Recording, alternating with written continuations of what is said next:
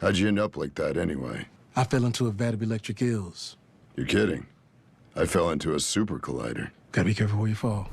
There's no loyalty amongst thieves. It's a lot of dynamite you're dealing with. Having supervillains explain how they became supervillains to each other is hilarious. It's just so funny because it's so ridiculous. I love the idea of putting a bunch of rogue villains together and just watching them meet each other and hang out and talk. Like, it's just, I've never really seen that.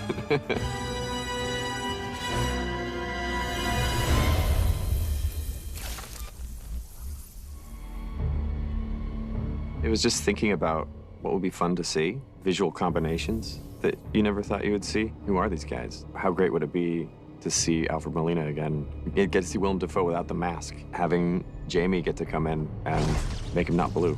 You make me sick. Leave me alone. Hiding in the shadows. Norman Osborn, Green Goblin is just like, I mean, to see him work when we're on the set, gods don't choose, we take. And you go like, oh, shit. And that cackle.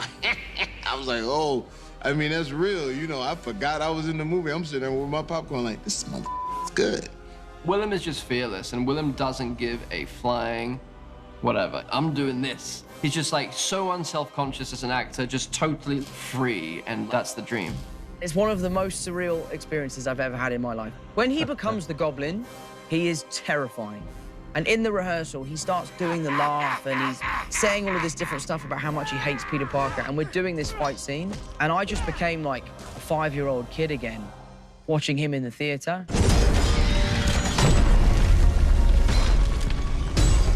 Hello, Peter. Hi.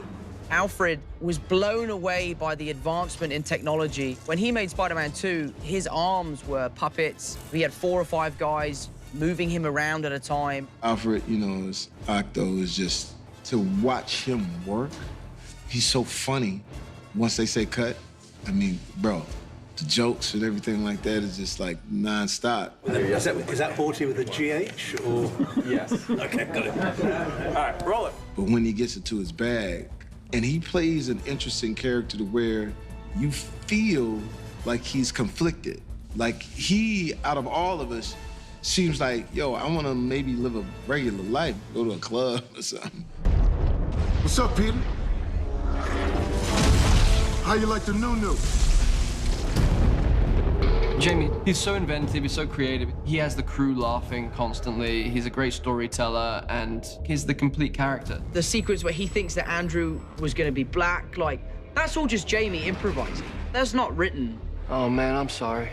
Don't apologize. There's gotta be a black Spider-Man somewhere out there. And it adds so much humor and so much love and life that I would work with Jamie Foxx on anything. Honestly, I love the man so much. Electro's waiting on something to break so he can say, oh, let me get in, let me get mine. So that sets the table for something very interesting. All of those villains in an apartment that Peter takes him to, I mean, that's like smoking a cigarette at the gas station, pumping the gas, you know? So it's an exciting thing. Oh my God. What have you done? I liked you better before.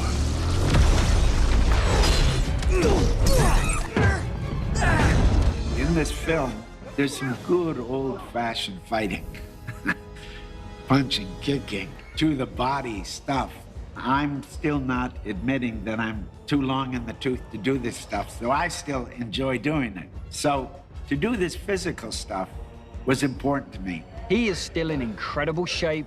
He phoned me up prior to this movie and was like, I just want to let you know, I want to do as much as possible. And he was just a trooper. He has a pretty intense, high-energy fight scene with Tom. It's unbelievable to see his dedication and how hard he worked to bring that same Green Goblin back that we saw in the first Spider-Man. That's just so mean and so violent. You tried to fix me. Now, I'm gonna fix you. I was so impressed with him and just his ability to have that kind of energy during something like that.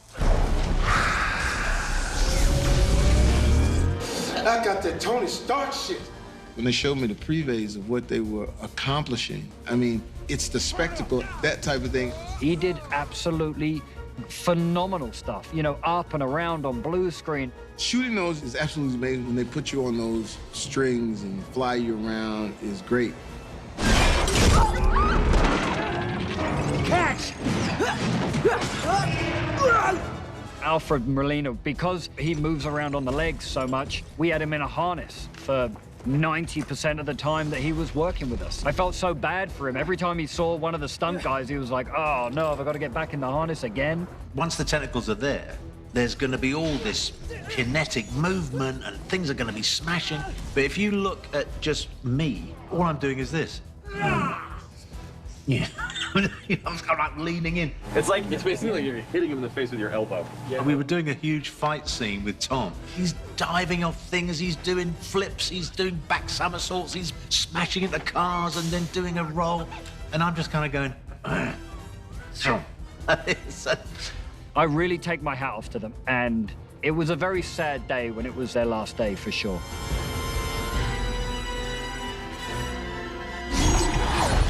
There's so many great actors that have been in these movies, and to be able to bring them all together and to find a way to finish their storylines maybe in a different way.